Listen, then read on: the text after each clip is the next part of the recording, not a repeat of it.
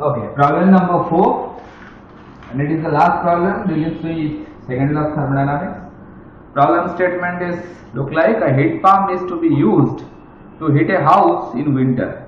So I already told that heat pump is generally used in winter climatic country or cold climatic country to heat the room, and then reverse to cool the house in summer. So that heat pump is basically a reversible one.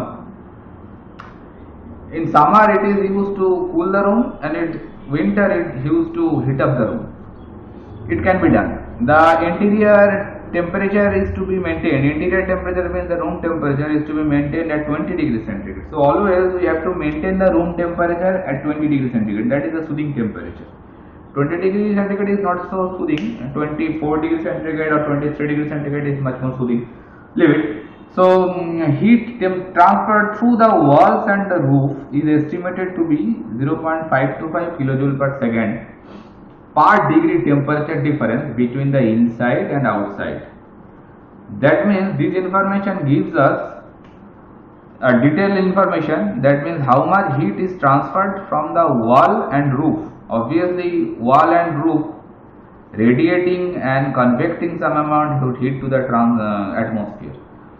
So that is that rate of heat transfer from roof and wall, 0.525 kilojoule per second, that is the heat flow rate per degree temperature difference between inside and outside. That is the inside, that is the room temperature, and outside means the atmospheric temperature. So difference between the temperature of room and the atmosphere, with based on that amount of heat is convected or radiated from the roof and wall. That is the information. Okay. So from there, basically that information helps us to find out that how much heat is transferred. Okay. Now, if the outside temperature in winter is 5 degrees centigrade, that means the atmospheric temperature, what is the minimum power required to drive the heat pump? What is the minimum power required to drive the heat pump?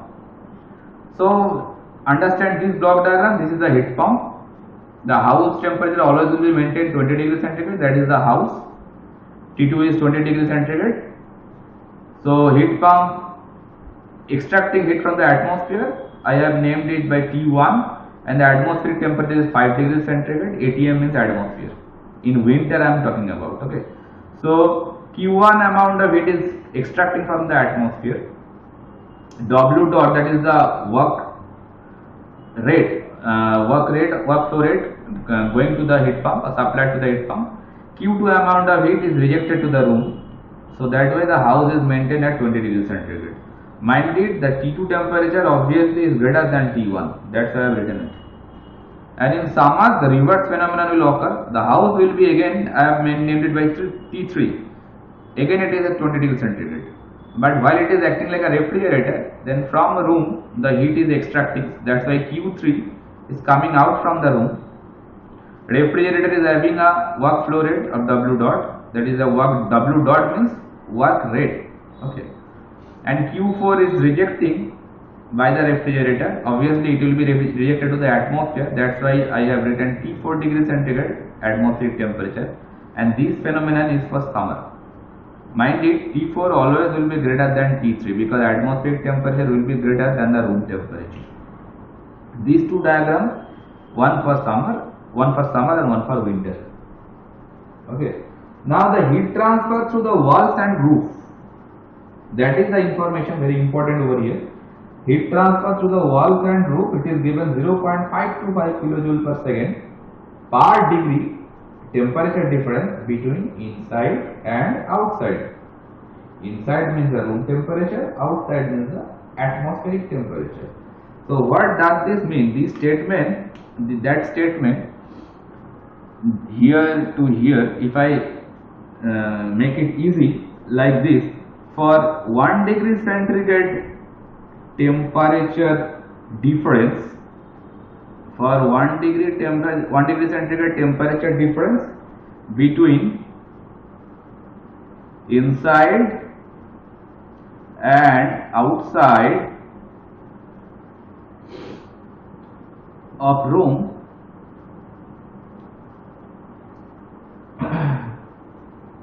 the amount of heat transfer, that is given 0.525 kilojoule per second. Okay. Now suppose for the winter condition first. Here the temperature difference between inside and outside, I can see that for 20 minus 5, that is 15 degree.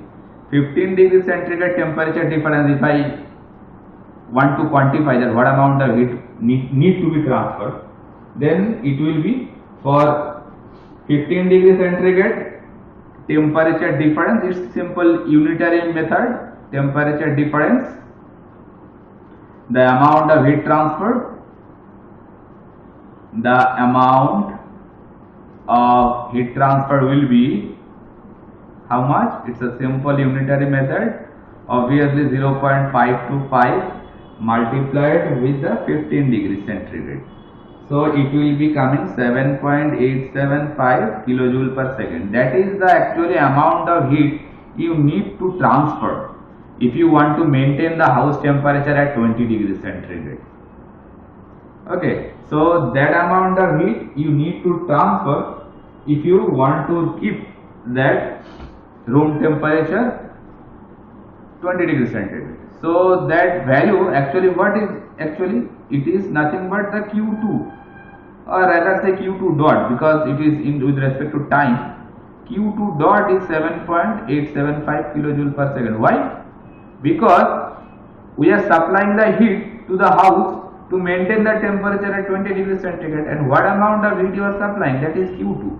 And why it is supplying? Because that amount of heat transfer we need to provide, otherwise the room temperature won't be possible to keep at 20 degrees centigrade.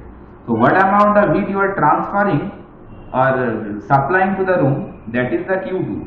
So that's why that Q2 is this value. I have put a dot over here because it is a heat rate, that's why. Okay, so Q2 dot, now we have got 7.875 kilojoule per second. Now COP of heat pump, what we know, suppose if it is we know that it is in from this diagram the desired effect is Q2, or rather say Q2 dot, by what amount of work you are giving in, that is W, or W dot I can write. Okay, so if it is a minimum one, that means if you minimum work if you supply, then obviously that COP heat pump will be maximum, isn't it? If the denominator value is minimum, then obviously the result will be the maximum. So if you try to find out the minimum work, because you have asked minimum work to find out, then that W dot minimum will give you the COP HP will be the maximum. And we know that maximum COP can be produced by a reversible heat pump. And reversible heat pump COP we can write like this way, that it is nothing but T2 by T2 minus T1, that is the COP for a reversible heat pump. And why we are going for reversible heat pump? Because we need to find out the maximum COP. Maximum COP only available for reversible heat pump. So that way the COP heat pump maximum can be written by this expression. So it is now available, T2 is available for us and T1 is also available for us. So from there, if you obviously 273 will be added with the numerator part, and here 20 minus 5 is enough because it's a temperature difference. From there I am getting 19.53, that is the COP value for the heat pump while it is producing maximum COP. So if the COP is known and Q2 dot is also known, from there easily you can find out W dot minimum, that means minimum power required. Obviously it is Q2, that means 7.875 divided by 19.53. So that way it is in kilowatt actually. So if you keep it as kilowatt, so it will give you 0.403 kilowatt and 403 watt. So that is the first part of the answer. 403 watt, that is the minimum power required to drive the pump to maintain the room temperature at 20 degrees centigrade. Now coming for the part B. In part B, basically that is the part E. Part B, you are asked that if the power output is the same, that means you have to maintain the same power output. What is the maximum outer temperature? That means that ATM temperature you have to find out now, atmospheric temperature, for which the inside can be maintained at 20 degrees centigrade. Inside temperature still will be 20 degrees centigrade, and the work power output also will be remain same. Then what will be the T4 temperature? We have to find out. Okay. So if the T4 is not known to us, we can do the same unitary method like this manner. Here 20 minus 5 is there, and here 20 is already available to us, but 5 is not known to us. So instead of 5 I can put T4, isn't it? So 5 instead of 5, if I put T4, then I can write T4 will be the higher one. Obviously T4 is greater than the T3. So I can write for T4 minus 20 degree centigrade, T4 minus 20 degree centigrade temperature difference, the amount of heat transfer, just like the previous case, amount of heat transfer will be how much? The rate is same, 0.525. So 0.525 will be multiplied with the temperature difference. So temperature difference is nothing but T4 minus 20 degrees centigrade. Okay, so that is the amount of, actually the unit will be coming in terms of kilowatt. Okay, so I am removing this degree centigrade and putting a unit of kilowatt. It will be much better. Okay, so that amount of heat actually need to be transferred. Now heat is transferring which one? This one. Just to maintain the room temperature at 20 degree, heat is transferring from the room. So that way here it is the Q3 dot. Why it is Q3 dot? Because that amount of heat actually transferring out of the room. Otherwise room temperature at 20 degree cannot be maintained. In case of winter, that heat transferring to the room, and it is heat transferring from the room. That's why in first case that was equal to Q2 dot. Okay, and in this particular case it is equal to Q3 dot. That is the difference between these two. Now I have to remove some part from here. Okay, I can write here also. Now COP refrigerator, COP for a refrigerator, I can write like in the same fashion, that why it is maximum. I am trying to find out the maximum. Then obviously we have to go for the reversible one. Then I can write it desired effect. Desired effect is the T3, because that is the desired effect for a refrigerator. Okay, so T3 is the desired effect divided by the net work input. So that way T3 is already known to us and T4 is not known to us. So put the T3 value over there. T3 is nothing but 293, because 273 plus 20, and T4 minus 293. That way that COP refrigerant maximum will be coming, and COP refrigerant maximum, COPR max, also we can write like Q3 dot, that is the amount of heat extracting from the room, divided by W mean, just like the previous case, same manner. Okay, so basically this W dot should be there. Okay, now Q3 expression, already we have this one, that is the Q3 dot. So put this expression over here, and W dot mean will be remain same. It is told that the power output is same, so you can put 403 watt or 0.403 kilowatt. So that information W dot mean that is available to us If you convert it into watt, then it will be 5 to 5 actually. 5 to 5 into T4 minus 20. Then it will be in kilowatt, because if I can use this one also. So W dot mean, that is nothing but 403 watt, and Q3 dot is nothing but this one. Now put this expression, it is W means a watt unit, mind it.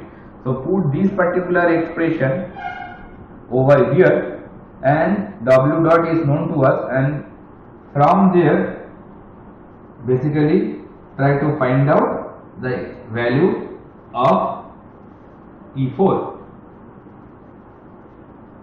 Okay, so basically if you put all those values over there, I can some part I am wiping from here, so it will be easy to understand. If you put this expression over there, so what it will give us, basically the expression will come like this: 294 by T4 minus 293 equal to, in the right side it will be 525 T4 minus 293. I am taking in Kelvin scale, so 20 plus 273 I am adding with, and divided by 403. Okay, so just if you try to solve it, so from there you can see one time it will produce this kind of equation: T4 minus 293 whole square is equals to 224.9. So that way ultimately from there I am getting the value of T4. T4 is coming 307.996 Kelvin. 996 Kelvin. So finally that means it is 34.996 degrees centigrade, or you can assume this like 35 degrees centigrade. So in the part B, if you want to maintain the room temperature at 20 degrees centigrade, then you have to maintain, if the atmospheric temperature is at 35 degrees centigrade, then you can maintain the room temperature at 20 degrees centigrade, maintaining the work input same. If the room atmospheric temperature goes higher than the 35 degrees centigrade, obviously then you have to supply more amount of work to maintain the room temperature at 20 degrees centigrade. So after completion of solving of this particular problem, lots of things is clear to us now, that air conditioning machine, basically what we run in our house, that machine can be done can be used for both the purpose, one for cooling the room, one for heating the room. Okay, just you have to reverse the flow actually, but you can see that same work input if you give for heat pump and refrigeration, and if you want to maintain the room temperature at same temperature, then there is a limit of atmospheric temperature, that up to 35 degrees centigrade atmospheric temperature you can maintain the room temperature at 20 degrees centigrade. But while it is raising above the 35 degrees centigrade atmospheric temperature, then you have to supply more amount of work to maintain the room temperature at 20 degrees centigrade. Understood? It's a very good problem. So now we are coming to an end for module 5. I think it is a good journey for us. If you have any kind of problem, then please let me know that. I will obviously